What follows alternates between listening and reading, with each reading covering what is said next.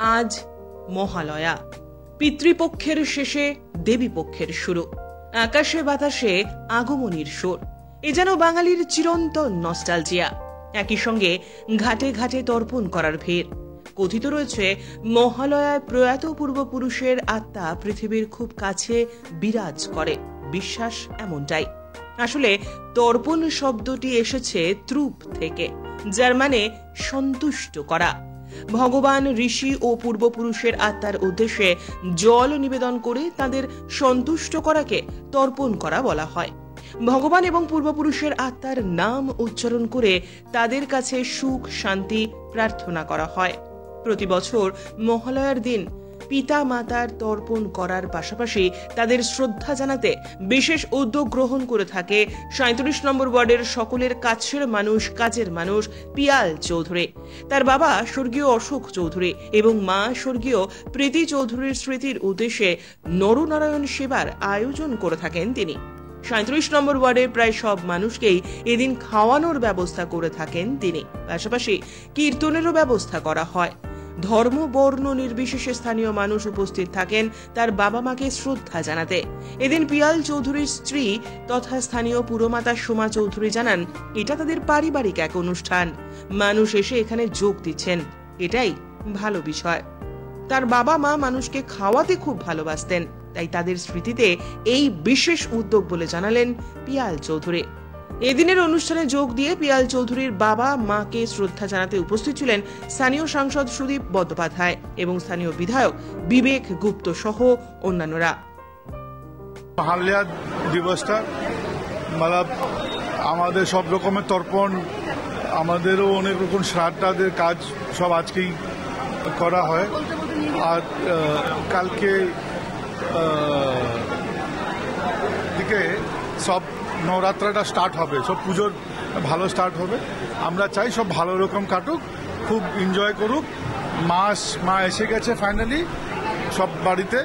আমরা চাইছি সব খুব আনন্দ করুক। আমার মা বাবা খুব খাওয়াতে ভালোবাসত, অতএব তার আজকে তাদের তো স্মৃতির দিন, তো তারা ওপর থেকে দেখছে যে তার সন্তানরা, ছেলের বউরা, নাতি নাতনিরা মিলে একটা সুন্দর অনুষ্ঠান করেছে, সবাইকে খাওয়াচ্ছে, নরনারায়ণ সেবা, মানুষ খুশি হচ্ছে।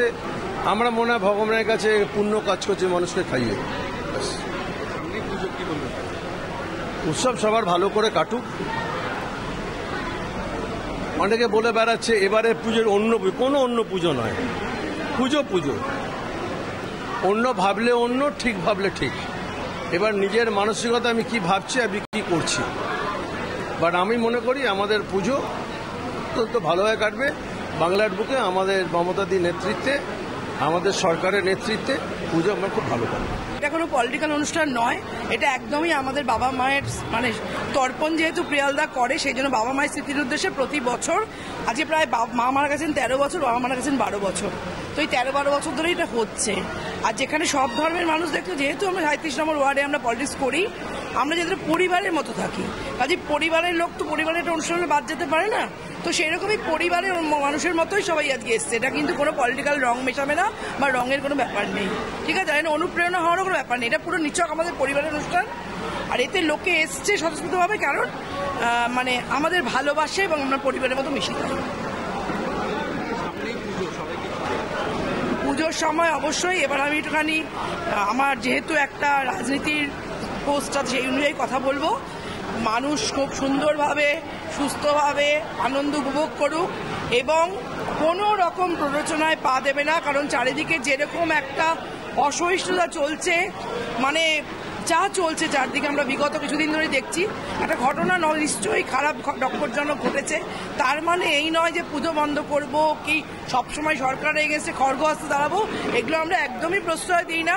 আমরা মনে করি মানুষ সাবলীল গতিতে নিজের ছন্দে জীবনে বিচারের জায়গায় থাকবে, বিচার হবে, মানুষ সুন্দরভাবে পুজোটা পালন করুক। Bureau report, channel 10।